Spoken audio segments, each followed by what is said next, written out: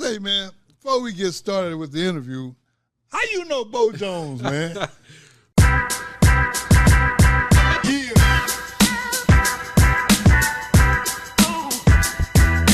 Welcome to the Look Like Somebody podcast. I'm your host, Ricky C. Simmons. You know, I need y'all to do me a big favor before we even get started. I need y'all to hit that subscribe button. Trying to get this message out to as many people as I can because I'll be having some great guests, man, and today ain't going to be no exception. I want to welcome Todd Smith to the show. How you doing, Todd? I'm good. I'm blessed. Say, man, before we get started with the interview, how you know Bo Jones, man? Bo Jones is he's another creator, right? He's an exceptional man who's built a business, who then saw a problem that we need to get our young people dynamically connected from school through their own brand in the industry. Yeah. Our platforms connect, right? They don't compete, they connect. And once we realize they connected and what we could do to force multiply how every unique young person finds their why into industry, it was a partnership made in heaven. Man, well, you know, I got a lot of respect for Bo, and when he recommended you, I had to take a look at it, and I'm very glad I did. You know, where I would like to start is, since I just met you. Right. So I need to know who I'm talking to, Absolutely. man. So let's back up and where you from, man? I'm a St. Paul, Minnesota kid. Oh, okay. Yeah. Minnesota. Yeah. So you used to the cold, okay? Absolutely. I'm born for that. I got down here in 1996 to Omaha, and in my first year down here, I think I played golf every month. I couldn't believe I was right over by the Knolls, and I just couldn't believe the fact that the snow would come go like I heard with Denver, because in Minnesota, it snowed in October. And that snow was there through my birthday, sometimes in the middle of to late May. So I didn't even know what to do down here. I was like, what's going on with this, right? So, yeah, I'm a Minnesota kid. So growing up in, you say St. Paul? Mm-hmm. Okay, yeah, because I got to give a big shout out to Rodney Lewis, who's from Minneapolis. Oh, yeah. And he's a former teammate of mine in Nebraska, and Rodney's always talking about Minnesota, so I don't know about Prince. I know a little bit, not much. Now, what was it like for you growing up in St. Paul? It was, I loved where I grew up, right? So my mom and dad got divorced when I was 3. My brother was 5. Okay. But they remained friends. I had an amazing stepfather come into my life by the time I was about 5 years old. Okay. And where my dad taught me the essence of being a man. Right? Hard edges, right? Firm rules. My stepfather brought into my life how to love, how to listen, right? How to lead from behind, right? And so I had this perfect mix, and the one walking hero I have on this earth is my mother. Gotcha. She's a, I say this with all reverence, she's a savage. She's brilliant. She's beautiful. She leads from the front. Her work has always been in education. She was a superintendent of the year. She was her, right? Yeah. So my brother, who is my best friend walking the earth, he's 2 years older than I am. He actually went to Notre Dame and was part of that 88 championship team, and then played 8 years in the league. And when we were coming up, actually one of your teammates went to St. Paul Central with my stepfather, Vaughn Shepard. So Vaughn was him before my brother came right behind Vaughn and became him. Gotcha. Right. Gotcha. So yeah, it was interesting. It was great. I loved it. Now, when you was growing up in St. Paul, was sports a part of your life or no? It's ever since I could remember. There was a ball in my hand. I was chasing my brother. My dad played. My dad came out of Tallahassee from the bottom, and his way out was through sport. Right? He was that classic kid who was 5'5" until he came back as a junior in high school and was 6'2". Oh, wow. With all the 5'5" skills. Yeah. Played at Voorhees, the junior college as a quarterback, went to Indiana State. In Terre Haute, Indiana, which is actually the home of the Klan, where all that, I mean, that's the real facts of it, and got switched over to tight end and strong safety and did an amazing job. Met my mother there, and they matriculated to Minnesota so he could do his master's degree in psychology. Gotcha. Okay. So you end up growing up, so did you finish high school in St. Paul? I did. I went to St. Andrews High School, played all three sports, football, basketball, track. Came out of there with a scholarship to go play football at University of South Dakota. And I think if I look back at my own story, because I may be in that last generation. I'm 53 years old. Okay. I might be in that last generation where your parents really farmed you out, like hired help to their older elders. Yes. Right? And I was picking weeds out of the sidewalk and trimming hedges and lifting stuff for free, right? Yes. And so I really enjoyed learning other people's stories, much like you do on this very podcast. Right. Which is brilliant. Thank you. And so doing that, I left the concrete, and I grew up knowing America's history, African-American history, right? So I was knowledgeable about what happened, especially in urban cities. Yes. But when I went to University of South Dakota, I started to figure out, I have all these new brothers on my football team that are from rural America, small towns, right? Street dances and pig farming and ranching and the whole 9 yards. And so I started to realize that what God put me on this earth to do, which I knew at a young age was move waves of people. Yes. Right? Was that there was a common problem, no matter if you grew up on concrete or you grew up on gravel. And that was access to great mentorship, capital, and opportunity.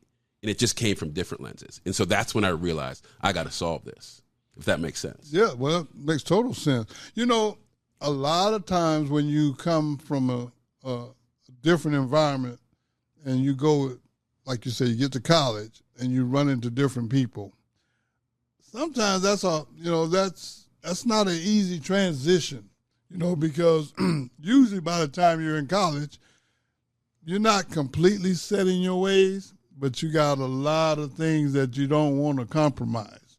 And I know, speaking for myself, the one thing I had to do when I got from Texas coming to Nebraska, man, first I had to deal with the climate. That was a right. real issue. Me and my roommate was a guy from my high school named Nate Mason, rest in peace, Nate. But Nate was a quarterback, and man, we came up here together, and that first, I think it was the first October, man, we saw snow, and we both panicked because where we're from, if the snow just falls, it don't even have to stick. Shuts it down. They close everything, man, and these people running around here like it was 90 degrees. Right. I was like, oh, man, we bundled up. Our own teammates didn't even recognize us. The only thing was open was our glasses, our eyes, and we had shades on there. So it's like best friends on the team were walking right by us, didn't even know who we were. So I'm just saying that the adjustments that you had to make when you say concrete to gravel, how did you bridge that? Listen, I am. I'll get teary talking about my family because I am simply playing the playbook that I was taught out of. Yeah, gotcha. Right, and so we talked about real issues. We never shied off them. Right, we believed in maximizing the people around us. Yeah, and we believed in that the whining doesn't solve anything. Right, prayer without works doesn't work. Right, right. So the thing that translates always is hard work. It just always translates. It doesn't guarantee you an outcome, but it translates to everybody. Right. You can take two people who are sworn enemies, and if you watch your sworn enemy work their tail off every single day, eventually you may not like them, but you will respect their work ethic. I gotcha. So when I came to South Dakota, a completely different environment that I grew up in, the one thing I knew, the one thing that my dad left me with, the one thing my mother taught me, the one thing my brother pounded in my ear is can't let anyone outwork you. So, hey, we all go to practice together. We all leave, and now I'm going to go back, right? Because every minute I get there that you weren't working, I get a little bit better. I get a little either closer to catching you or I get further from you. Right. But the thing that you'll be able to know is that I'm always going to work. I'm going to have fun and party. I did all that in college too, but the thing I always did was work. So I can think of the guys, I can see their faces, right? From the Dennis Mezes to the Ron Bertrams to the Shane Makers to the Matt Matsons to all these guys I play with that didn't look like me, that didn't come from where I came from, but became brothers of mine, right? Yeah. So the brothers that came from, Carlos Ennis and Johnny Boyd and all these guys who came in there I also was friends with, and the guys who taught me, right? The Andy Bischoffs, who to this day is one of my best friends, if not my best friend, my brother, who's the tight end coach for the Chargers now, right? You know what football brings you. It brings you this amalgamation of people. Right. That thing that translates it more so than talent is hard work, staying in the fight. Well, I'm glad you brought that up, because a lot of times people don't understand the value that comes from athletics. They just see the glamour. They see the handful that are blessed to make it to the so-called show and have all the fame and the wealth. But that's a small part of them, of the people that you come across on the way up. Right. And I was just thinking about how you don't really know that when you get to, and I'm just going to make an example. When I got to Nebraska, I didn't know that I was making friends on that football field that would be lifetime friends. Absolutely. And I think a lot of youth sometimes, they don't realize that, because we have the advantage of having hindsight, and they don't. Yes. But I think it's important, man, because it lays the foundation. I mean, that hard work, man, it's hard to beat that. I like to call it work ethic, is what I like to call it. But hard work really, to me, equates to work ethic. Right. And it takes a certain level of determination and dedication, because you can't just wake up and have work ethic. No. It doesn't work like that. Hard work doesn't just because I'm awake, I did hard work. Correct. No, you got to put the efforts in. And I respect everyone that takes that approach, because it's not easy. A lot of time we're looking for easy ways. I mean, easy is easy. Right. Everyone can do easy. Yeah, everybody can do that. But, man, hard work, man, that ain't quite what I signed up for. So you're preaching the gospel. And one of the things that's interesting, when I think back to all my teammates, the ones that were the most successful, I mean, that's spanning back into high school even, were the guys that were 1-year starters, only started on special teams. But for 4 or 5 years, they went to every practice, every workout, went through every grueling extra thing, and never to get the shine. Right? I was blessed enough to be a 4-year starter, and so in a multi-year captain. So the thing to me was, everyone I looked around and saw, that kid's been here for 4 years and has been, the most they played is in mop-up duty or on punt coverage. Yeah. That kid is welded and birthed and baptized in hard work. That kid's going to be hard-pressed not to be successful in life. Right? So, I'm sure you've been around youth sports. Oh, absolutely. When I used to coach my son up through 6th grade, I coached my daughter's teams. And I had to call the parents together and go, so let's all stop. If you brought your kid to play on this team, and you brought him with the mindset of, hey, I'm bringing my kid to you so they can be a Division I athlete, take your kid somewhere else. Right. My job is to find the holes that are in your kid and fill them in by using basketball as the shovel. Right? Yeah. We want to fill in their holes. And until we do that, and once we fill in the holes in your kid, we can get them to stop playing I-centric and play we-centric. Yeah. And once we can play we-centric, I can give them all the tricky plays and all the fun stuff, because they'll be different. And so it's really interesting now. My son now is going to be a sophomore at Miller North. And so to watch all the kids he grew up with and kids that I coached in the families, and to see their growth, right? Yeah. And you can see if they continue to kind of get that poured into them. But it starts young, right? We got to start them young. Yeah. I think that's important, because a lot of time we want to be their friend. And then once they get of age and start making what I would call bad choices, then we want to be the parent. Yeah, can't do it. It's a little late. Yeah, can't do it. Yeah, because it's kind of like putting the toothpaste back in the tube. It's just not something that really makes sense. But I think starting young, I think is very important, because if you don't start young, I think it may come back to haunt you. So So it's interesting that you said that. Here's an interesting little dovetail. So what I do professionally now, the company I own is called Symphony Workforce, and our Find the Why platform, right? And that Find the Why is intentionally named, right? Okay. For that platform is that we start students when they're about 13 years old, starting to discover and explore what they were gifted and born to do. They don't know, right? As parents, we don't know because we don't know all the careers where everything's moving and what this kid is intrinsically drawn to solve, why they were created, right? And so, but we do that naturally. We don't do it academically, and we don't do it in careers, but we do, where we do it is youth sports. So you think what we do is sports. Parents will pay their last dollar to take their kid to the Y and say, hey, Bobby, I want you to play soccer, and I want you to try flag football and basketball and swimming and archery, until Bobby says, hey, listen, I really want to do swimming and football. And then the parents will go in their pocket again and say, we're going to get you to a better team, a personal trainer, and pay all that money till they can find that thing that their kid's willing to climb the mountain for when it's hard and rainy and stormy, right? Right. But we don't take that same approach academically, and we surely don't do it in career exploration. And those are the places that we should be doing it. We should be using that same model that we know works for youth football and youth basketball and girls softball, and you know what I mean? So that's what we do, but it's all comes from the things we've been talking about: teamwork, hard work, exploration, right? Finding a reason to say no to the dumb stuff. If you don't have a reason to say no to the dumb stuff, you're going to say yes. Yep.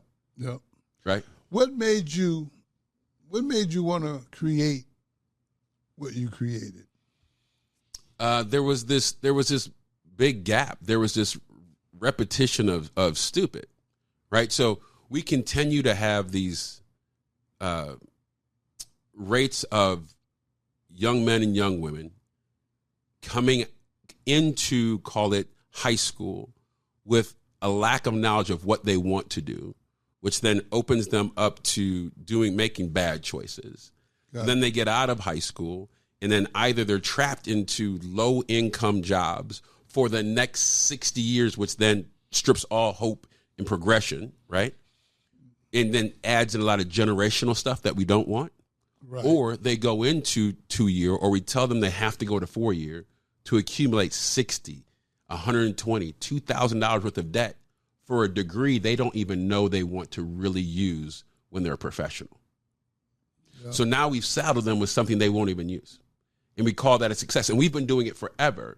So brick and mortar is absolutely necessary. Teaching the core academics is absolutely necessary, but we have to get smarter. Medicine has progressed, training has progressed, but we're now trying to take through our platform and through platforms like Bose, we're trying to make the progression to make career exploration work for kids in a way that's additive, in a hyper fast way for career exploration, so that they can sooner get to, oh, I'm being recruited, yes, for baseball to go play at Michigan State, but I'm also being recruited at 16 to go work for HDR to become a BIM manager that pays $70,000, that I can get with 18 months worth of academia, I can complete a class at MCC to become a BIM manager. And now I can go work at 18 years old, making $70,000 a year, and have the ability to go to 5 different continents to work. And I haven't spent a cent in the quote unquote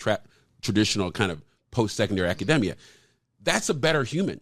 I don't have that. I'm making money. Now I'm making money on different continents, and I get to come back here. And now if I want to go on and complete an AS at MCC or complete a BS at UNO or UNL, HDR pays for it. Correct. So now I'm 23, and I have 4 years of real experience working in corporate America. I know what I want to do. I've made a lot of money. I have zero debt. Right, I have my degrees, and now I can do anything. Oh, by the way, because I was at HDR, I worked on 2 or 3 different continents. I'm highly sought after now. Now I can buy a small condo. I can start to own and create generational wealth, all because I explored early from a career standpoint, just like we do with sports, youth sports. And so that was the we have to do this. And so people like the new mayor, our former mayor, our governor, our former governor, DED have said, hey, by the way, Todd, we need to add this to what we're already doing, especially now with, the feds just cut money for departments of ed across the country. So we really have to get really smart in Nebraska about, okay, then how do we let our students explore, find that they can be whatever they want to be here, get recruited for that here, and recruit other young people to Nebraska dynamically in a way that the way they engage life. Because what if you can't get to this on today's youth, I don't know what you're doing. Yeah. Right. And so, and our platform works on the phones, it works on tablets. And so that's the why. Well, first thing I'm going to say is this. I love that concept. And one of the reasons, there's several, but one of them, the one is you don't start off in debt. Absolutely. Because, a lot of people go to school 4 years. You got student loans. And it's like, you got a degree, but you owe about 60, 70 grand in student loans. Right. So you start off, and if you're not fortunate enough to get a decent job, that they don't say, well, okay, your job, you got a degree, but your job don't pay that much, so don't worry about your student loan. That ain't the way that works. They still want their money. Right. So if you're making, I don't know, I'm just saying, and I'm not putting anybody down, I'm just using this for example purposes. If half of what you're making is going on your student loan, you basically starting off in a bad way. Right. You can't go get a mortgage. Right. You can't get a reliable car. Right. Right. And that's a debt that will be with you unless you start making real big money. That debt's can be with you for 20, 30 years. That's what I'm saying. And that's a big part of your earning potential of life. Right. Because, after that, then people start thinking about retirement. Right. And you still trying to pay off a student loan from 20 years ago. Right. I love that concept.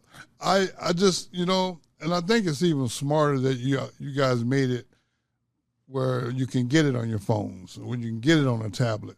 Because pretty much, and this is just in my limited travels, everybody got a phone, especially the youth. 95% of youth walking around the United States have a cell phone. Yeah. So, and they may forget their wallet or their keys, but they don't forget. Right. You. By the way, ever. Yeah. Ever. Yeah. They don't never forget phones. I done seen them walk out of a place and have to go back in because they left something, but they had their phone. Absolutely. So you're right. If you can't reach them through the phone, you can't get them at scale. Because if you can get to the phone, it means that the kid who's on the back of a combine helping the family farm business, or the kid that's strolling down 30th, they're learning in their exploration and their ability to discover and then be discovered always is on the go because they have access to our platform, right, through their cell phone. Now, here's the kick. If I told you, so we have the NIL, we have all these things that are changes that are happening in college football. Right. If I told you tomorrow that college coaches no longer could go into a database and say, I'm looking for a 6-foot tailback who runs a 4.3, who's been timed at least 2 camps, who bench presses this, squats this kind of catch radius, all the different stats. If I said you can't do that anymore, you physically have to go out to every high school and see these kids with your own eyes to recruit them. You couldn't run college football. Right. So the other beautiful piece about our platform is not only does it work for the student on their side to make it real for them, but on the business side, the business now can come to us and go, hey, I am done with career fairs.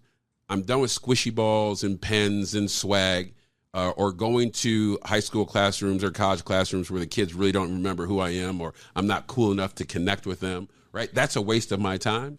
Right. In these traditional classic big job boards, I don't know if what's on the resume is real, right?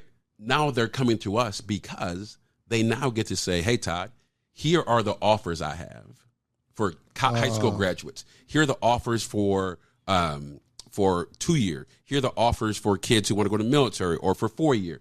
But the kick is they get to gamify it. So instead of every kid seeing their offer, just the kids who match what they're looking for see the offer. Meaning they can say, I want a kid who tells us that they want to be in Nebraska. I want a kid who says, hey, they want to go to work right out of high school, that they've taken 4 or 5 manufacturing challenges on your platform. They've completed these assessments and they've completed credentials. And so out of the whole state of kids who are taking it, they go click, click, click, click, click, click, click, click, click, click, click. Oh, these 82 kids match exactly. So those 82 kids see it. Gotcha. So whether it's a small startup business who's looking for 2 kids, or whether it's a HDR or a UP or a Hawkins that's looking for hundreds of kids because they're trying to, 5X their company size, now they can activate smartly to just find those kids that have everything they want right at the get-go. It's why we just signed a large partnership with the Omaha Chamber with Heath Mello, who's been amazing, and Alec and Dell, because they're getting smarter around. There has to be a better way. Yeah. It has to be you have to be able to prove it. Assessments, micro-credentials, students driving and being able to show you they can climb that mountain of whatever that hill is. They're not, as Mike Tomlin always says, which I love, coach of the Pittsburgh Steelers, he doesn't want hostages. He wants volunteers. That's the same with industry. Right. So it's been a beautiful thing on both sides, and it partners with academics and complete standards and all that kind of stuff. How long you been doing this? So when I got out of college, I did an internship in Milwaukee for Amtrak, and then I came back. Then I followed a girl to Omaha. Is how I got here. And, do it once in your life, just once. And then I went into tech, and then I went into global education. And so, at the end of my time in global education, I started accepting jobs on the side. Meaning, someone would say, "Hey, you should come work for us. You should come be our superintendent, or you should come be our head of economic development." You just get the offers, right? And I'd say, "Hey, I can't do that, but what I can do is I can solve a problem for you. If you want me to think about a problem, send it to me. I'll send you a bill for it, and I'll spend 4 hours trying to solve it for you and give it back to you." And surprisingly, people said, "Yes, Todd, that makes sense to us." And so I started a little consulting business on the side. That grew enough that when I parted ways with the education company, that became a full-blown business in the time it took to drive from Kansas City to Omaha. And God was really good to me. And I did that for a while. And then eventually I said, I have to turn this into a platform. I can't continue to do this by Todd Smith going everywhere. And I met, for me, my faith is really big. And he introduced me via a guy that works currently at Creighton University by the name of Todd Darnold. Introduced me to a gentleman named John Batcher, who was like a brother from another mother. And we came together, and my company was called Smith Ventures. Then we pivoted together into Symphony Workforce. And then we built Find the Why together. Oh, okay. And we did that, and we bootstrapped it. We did it with all of our own money. We didn't go out for outside funding, which allowed us to really build it in the way that we were led to build it. Yeah. Right. We didn't have to slow it down because someone else didn't understand it. Right. And so, and it's built ever since. And we have worked in 41 states. But the key is, we were asked by the former leadership, former governor, to really think about really focusing in Nebraska. So we put the last 2 years really hard into Nebraska to grow it, because Nebraska is on the Good Life is Calling tour. And so we're able to maximize that. And I think Pillen's done a really nice job of understanding the business of it, taking away and I don't mean this in a negative way. I need to take away the feeling of it, and I have to get to the doing of it. Yes. Right? Makes sense. And so us being able to work with people like Nebraska Department of Education, the Nebraska Department of Economic Development, the big districts and the small districts and the businesses has been really good for us. It's been good for Nebraska. I know that retaining people in the state has been an issue. And it sounds like, and correct me if I'm wrong, but it sounds like what you guys have put together is definitely going to help with that. Absolutely. So one of our one of the interesting things, so when I grew up, like I said, I grew up in St. Paul, Minnesota. Right. So if a business closes in St. Paul, Minnesota, there's another business to fill that in a heartbeat. You might even not know the place closed that long. But if you're in a rural community and one or two businesses close, there's no more rural community. Right. Right. So it's even hyper imperative there. Right. In Nebraska, outside of Omaha, Lincoln, Grand Island, gets rural real quick. Yeah. Right. So one of my favorite schools that uses us is Shadron public schools, in Shadron, Nebraska, right? Other side of the state.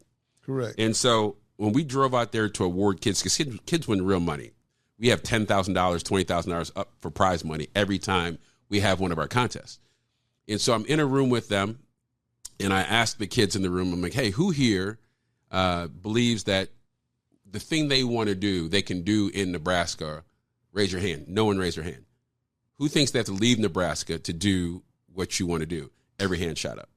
And that's been a consistent theme, right? So part of retention is making sure students are jumping on our platform to try to solve the challenges, the real challenges of business.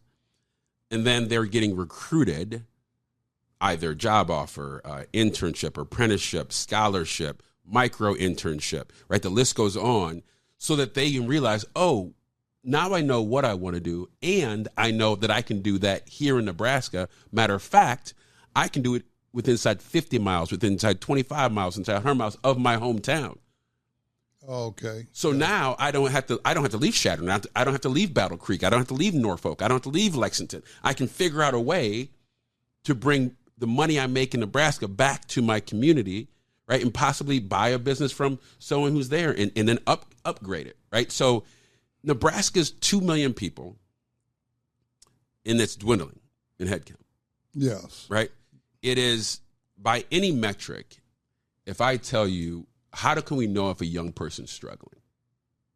Okay? Yes. There are roughly 350,000 K-12 students in Nebraska. Of that, there's roughly around 150,000 of those kids that are in free and reduced lunch. Free and reduced lunch is the easiest way to figure out the broadest brush that a kid could be in a little bit of chaos, right? They could be struggling a little bit. Mm-hmm. And so if we're not smart enough to figure out how to engage at the very least that 150 to make sure we raise the floor, yes, then the rest of it doesn't matter, right? I don't want to bore you with stats, but here's the one I use in every meeting I'm in. Nebraska every year graduates 25,000 seniors from high school. Okay? 12,500 of those high school students go right into the workforce out of high school. Never step foot in a training program, community college, or 4-year. Of that next 12,500 that graduate and go on to post-secondary, whether it's 2-year trade school, 4-year, yeah, only 6,500 of those kids graduate 6 years later. Wow. So now you're talking about every year Nebraska produces roughly around 19,000 kids that are right to work out of high school or have some version of debt without the degree out of college.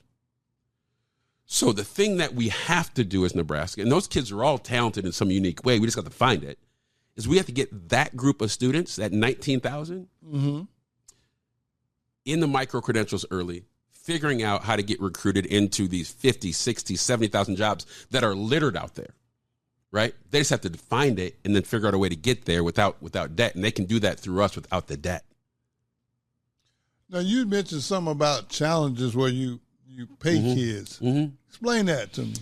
So 4 times a year, we run 10-day challenges, right? And so school systems like OPS and Gross Catholic and Bellevue West, the list goes on. They put them into their scope and sequence. So, like the first one this upcoming year is in September. I think it may be September 8th until the 19th. Kids come to our platform, they come to our website, and they'll see 10 problems posted. Okay, they're all problems that are in industries today, in different verticals: ag, manufacturing, IT, engineering, cybersecurity, mechanics, all these different industries that are important to Nebraska, finance. and they simply read the problem and they figure out, what problem do I want to solve? Kids don't know what they want to be, but they know what kind of problems they're kind of drawn to solve. Yeah. And so they pick a problem, and then they can form a team up to 4 students on one team. And it's all on a platform, all on device. I invite you. You could be at a different school. You could be my cousin in a different state. And I can invite you. You accept it. So now we have a team, and we try to solve this problem over 10 days. And everything we do, we're earning points as we're trying to solve it. And so we built AI advisors so every kid can have mentorship, right? Because of how big that mentorship piece is we talked about earlier, right?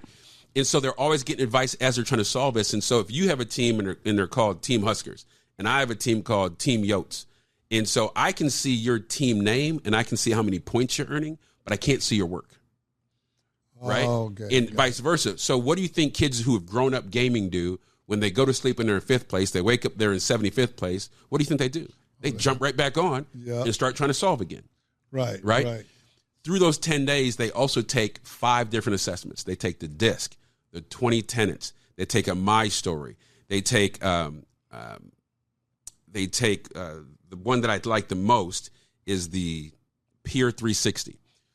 So you and I are on a team together. Okay. At the end of the challenge, 8 words come up. They're all great words: collaborative, driver, patient, right? The big 8 words that come out of the DISC assessment. And I take those 8 words and I order them how I think they describe you. You do the same for me. So every time you come back to one of my challenges, remember it's 4 times a year, right? We keep getting that kind of data on each other, right? And so all that data of all my work drops to my own Find the Why digital resume. Oh. That's automated on my platform. And so only things that go on there that are things that are valuable to industry. If it's not valuable to industry, I don't put it on there. But one of the things that industry loves most is, it's that question everyone gets in an interview. What do your peers think of you? Have you been on teams? What do people say you are? Right? Right. But now they have that answer because I've been on 6 different teams. I've had 18 different people, teammates, tell you that I am these things. So it's like a built-in resume. Yes.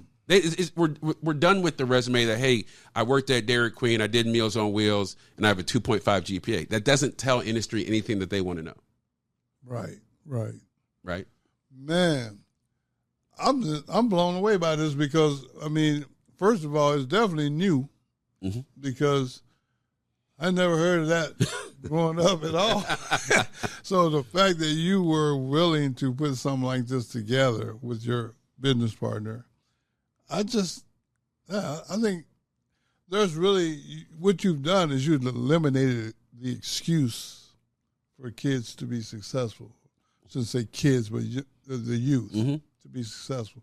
They have a platform which they're going to be on a phone anyway. Right. And it's right there. Right next to TikTok, Snapchat, Instagram. Just move your thumb over and click it. Right. Yeah. And you can start working on something. And you can do this as young as what? 13. As young as 13, and you just keep it pushing in, and your account always stays active and live. And so so the same way if you built a traditional resume, you'd put on there your LinkedIn link. They can click on and go to your LinkedIn account. Yeah. You can put on your traditional resume. We just had a neuroscience student do this to get an internship, and she put her Find the Why digital resume link on her traditional resume, and you hit it, and it blows up, and all of a sudden you realize, oh, she just isn't going to school and being dynamically successful at UNO and UNL. She's actually done all the professional things as well. She's completed all of her certifications. So we have on our platform the 5 micro-credentials for onboarding for all healthcare. So if you're a kid and you want to onboard for healthcare so that you can immediately go work at any of the hospitals in the state, those credentials, those micro-credentials are on our platform for you to do. So that you don't hit the hurdle of, hey, I'm working at XYZ hospital in town. The census is low, so they're going to move me to a hospital across town, but I can't go work there without paying another $800, $300, $500 to do their onboarding piece. Instead, the hospitals got together around some brilliant work led by a woman by the name of Dr. Stacey O'Kander, who put this together in a way that she brought the hospitals together that allowed them to now maximize their pool of talent to get them micro-credentials certified to onboard, and now allows that student to move around without those hurdles that impede them because they don't have $500, $600, $800 sitting in their pocket. Right. And we do that across multiple industries. I just think that the fact that I'm blown away just on the ability to think like that. I don't know how you done it or how you guys are doing it, but I think it's very, very impressive. It's definitely new. That's the one thing that keeps popping in my head is new. And you made it user-friendly for the youth. That, to me, it means a lot because I've always been big on wanting to help the youth because the youth, in my opinion, is our future. Without question. There are now. Yeah. There are now. And I'm looking at it as like, just in my daily travels, I see what we have already discussed is they have a phone. Correct. If they don't have nothing else, they got a phone. Correct. So you eliminated I didn't know as an excuse. Correct. By the way, on both sides. So we've eliminated it for the kid. When I go speak, I tell kids, now once you've met me, two things have happened. One, you have someone who's always in your corner is going to provide you with a tool that you can discover who you are and then be discovered. The other thing that you've received is that you no longer have the ability to bitch or whine in my presence. Right. The flip is on the business side, now business, you can't stand behind the career fairs don't work. I'm not finding the right kids. I don't know if they can really do the work. I don't know if they're skilled. I don't know if their value system fits our value system, because now we've developed a solution that gives you all that data without you ever having to leave your office. You simplified the whole process. As my father said to me, my mother said, I say it to my kids all the time, how do we make it better? Keep it simple. Yeah. How do we make it better? Keep it simple. I've always made this, like I said, I like humor, but I'm dead serious. I'm not smart enough to do complicated. So keeping it simple is very important to me. And I love the concept that you guys you built this on, because to me, it's very important that we reach them. I don't care how we do it, but we got to do it, because if we don't, we're going to lose them. So there's a bunch of people that we have in common. But a family that came into my life when my daughter's mom, they were in my life before that, but when my daughter's mom passed away when my daughter was 4 months old. And so the Claytons, Mac and Kelly, took us in a way that was even more than family. Right? Yeah. And so I got a chance to see them up close and personal and how they raised their kids. But it was even more than how they raised their kids. It's what they put into their kids so their kids could survive no matter what they ran into. Right? That was special. I have a dear friend named Doug Carlson, Doug and Chris Carlson. I met when I was in tech, and I watched how they raised their 3 kids. And it was not just how they loved them and how they led them, but it was what they put inside them so that they could thrive in chaos. Right? So the chaos that's unforeseen, right? I can't see what it's going to be, but by the way, because you're human, it's coming. Oh, yeah. Right? So part of the deal. So that's part of what Find the Why does, is it equips a young person to be able to be a dynamic decision maker inside chaos, which means they can keep their mind quiet because they know who they are. Right? You don't get to tell me who I am because I know who I am. I've proven it. Yeah. Yeah. Right? Yep. I've seen people. Do you remember when you got your first recruiting letter? Oh, yeah. Yeah. Big deal, right? Yeah. Right? Absolutely. My first recruiting letter was from a school called Wisconsin Whitewater. I was in 9th grade. I pulled it out of a mailbox because that's how we get it out of the mailbox, right? Yeah. Old school. And I opened it up. By that time, my brother was already the dude. He was getting recruited by everyone in the country. But I remember opening it up and pulling the letter out and thinking to myself, yeah, I'm a made dude now. Mm-hmm. Right? And that experience allowed me to say no to stuff, and it didn't allow the world to tell me who Todd Smith was. Right. Oh, you're not good enough. You can't tell me that. Yeah, right. Right? You can't tell me that. Yeah. This letter says different. This letter says different. Right. Right? There's people who see me as valuable. And enough kids today, I was in a classroom, I won't say the school, I was in a classroom and I asked the kids, I said, have you felt on a monthly basis, do you feel seen and loved? Raise your hand if you do. This is at the beginning of a speech. You give enough of these to know how these things work. Right. And only 2 people raised their hand. Yeah. I had to stop the whole speech. I had to pivot off. I just stayed on that for 45 minutes. Yeah. Right. So I knew that part of the other thing that we can fill as Symphony Workforce and our platform, Find the Why, is that every kid can be seen for what they were built to do, in the power that brings to them, in the new grouping of people who will see them and love them and value them changes. Right. So now they have enough capital inside themselves, right, to be dynamic and make it through the times. But if you've never felt that, these were juniors in high school. Wow. Junior. And I was like, hold on for a second. Wait a minute. Right. Wait a minute. So yeah, that's what we do. Well, Todd, here's the thing. The fact that you guys are thinking so far ahead, it's actually giving these youth an opportunity. Because, like you say, if they're a junior in high school and they don't know that what your service provides, they are almost fast-tracked into that working class, right, or student loan debt, right, and not even knowing that there was an opportunity for something else. Correct.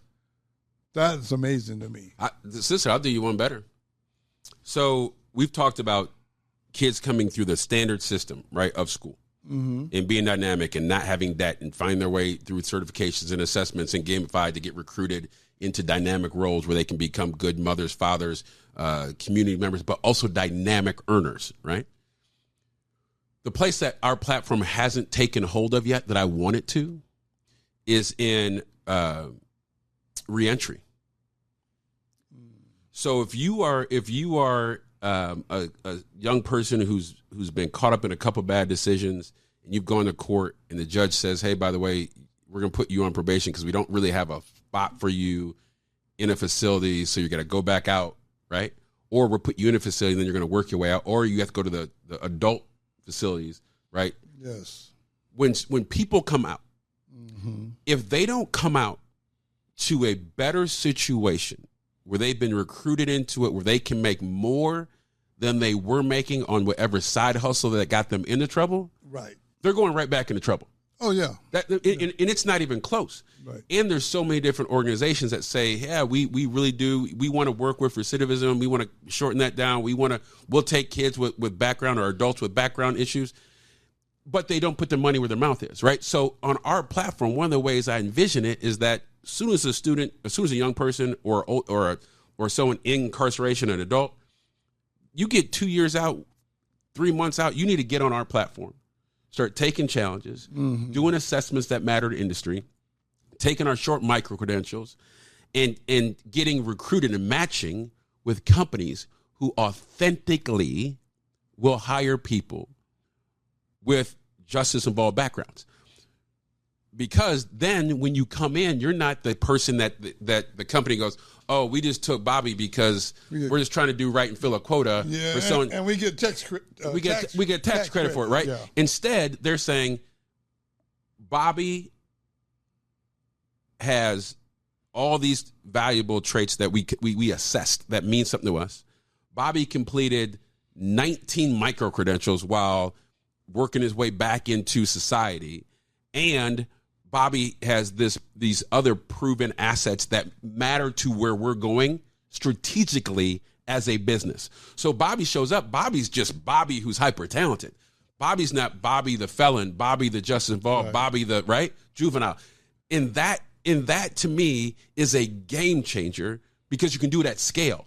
It's a massive population that's untapped to attack our workforce problems. It's funny you say that because I was sitting there thinking, I've been incarcerated, and I was fortunate enough to get out and stay out finally after multiple trips. But the one thing I do remember about being incarcerated is a large portion of the people that were in there, they were really intelligent people. Right.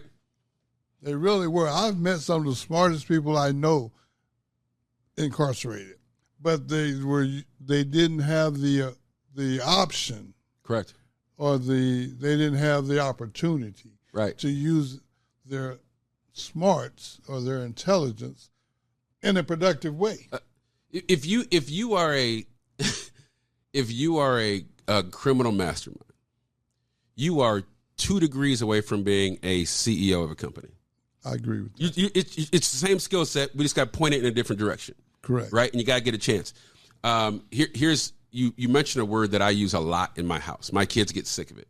So you use the word options. Correct. Okay. So my son is going to be a sophomore, my youngest.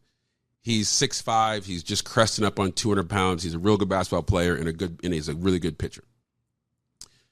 But basketball is the sexy sport, right? Oh, yeah. And baseball is the slow sport. Right. And as his dad, I just edict. I'm like, you don't get to quit baseball. We're gonna work with pitching coaches. We're gonna do it. You'll throw there in season, the whole 9 yards. And he's like, Dad, just tell me again why I can't just focus on basketball. I'm like, 'cause son, we're never taking options off the table. Yeah. So you're gonna work all the way through high school, and you don't know now at 15 that when you become 18, that baseball may not end up being a better option than basketball is an option, right? And I said, and here's the moreover. A lot of people are going to tell you that even at 18, you have to pick. And I'm, as your father, going to tell you, no, you don't. So if you could go play at a University of Minnesota or University of Nebraska basketball, but you're also getting offers to pitch places, why wouldn't we go to UNO and play both basketball and baseball? Correct. And keep both options alive? Right. Until you have to. But those aren't have to moments. Right. And so all that's teaching about options. And so our platform is about giving kids as many options to vet through until they choose. You know, that's smart, man. I mean, it really is smart. And I'm going to go back to this incarceration piece. That is a very, very large market. It's huge. Yeah. It's huge. It's a large market. And truth be told, this is just a personal thing with me, but the name itself says Department of Corrections. I've been out of the criminal justice system for 16 plus years, and I'm still trying to figure out what you corrected while I was there. This was, and I'm not putting them down, and I'm not saying they need to have all the benefits of anybody that didn't get in trouble. But my point is, if these people are going to have an out date and they're going to come back into the community, I would much rather have them go through your program while they're in there so they come out with at least options. Absolutely. I don't see nothing wrong with that, but that's just me personally. I've had the opportunity of speaking with some people who are really, really smart in this area. But one of the smartest people I've known in this area is actually a lady by the name of Amber Parker. She used to work for the city and the feds, and she's brilliant in this space. She's a doer. She's a thinker and doer. And so what I remember taking away from our conversations in this area is that, obviously the old saying, if we can't keep doing the same things and expect different results. Right. But we have to be innovative in terms of when people come out, we have to be able to afford them not only dignity and value, but they have to be able to have the capital to move away from the area that was allowing them to do the dumb thing. Correct. Or the people. If I have to come right back out and go back in the same apartment with the same people I was doing dumb stuff with, I'm going to end up doing dumb stuff again. Oh, yeah. But if I can come out because I was recruited out, and now I realize, man, I'm really valuable to XYZ company, and I'm going there to work every day, and I got people there who care about me, and that we have this kind of this peer structure of accountability, but they also know I'm highly valuable, and now I'm making $23 an hour, $28 an hour. Ooh, I can get my own apartment. Right. In a different part of town. I can make sure that apartment is by city transit, so I don't have to buy a car yet. I can jump on the XYZ and get to ABC. Right. And so it's all those things that come together. But if you eliminate any one of those things, then we have an issue. Correct. And that, to me, it all makes sense. Mm-hmm. We say we want to make things better. And this is just, and maybe I'm a little naive here, but I'm going to say it for example purposes. Mm. We give the illusion that we want society to be better. But the things that can make it better, we tend to feel like either they don't deserve it, or if they hadn't gotten into trouble, then they wouldn't have been in that. Well, ifs and buts was candy and nuts, we'd all have a Merry Christmas. So since no one on the planet is perfect, right, why don't we give them at least a choice? I would. So I agree with you 100%. I would tell you, if you want a really interesting read, if you go read Heath Mello and the Omaha Chamber's strategic plan of what their vision is for Omaha, the greater Omaha area, and where their focus lies, it didn't take us long to figure out a really dynamic way to partner together, and we're doing that. But it's focused on people, right? The new mayor's leader for economic development is economic development through people, right? Mm-hmm. People are the gold, right? If we keep that in the forefront, and I mean all people, white, black, yellow, brown, girl, boy, whatever it is, right, they're the gold. And so we have to be able to mine that in a way that not only we know it's gold, but the gold knows it's gold. Correct. Right? And so we want to do our part in that. I have enjoyed this time with you. I'm shocked that I have not met you earlier. I believe in valuable time and that God doesn't make mistakes and that paths cross when he wants them to cross. Correct. And so I appreciate you just giving me this time to share and to talk through this. I want to thank you, man, for coming and sharing this, because a lot of people are like me, didn't even know, prior to Bo saying what he said, and right, now you coming back and saying what you're saying, I've even learned some things that I didn't know. So, again, I want to thank you. I wrap my show up the same way every week. I want everybody to hit that subscribe button. And I also want to say this. Every day you blessed to see, you got to look like somebody, and do that for yourself. Appreciate you. Thank you. Absolutely.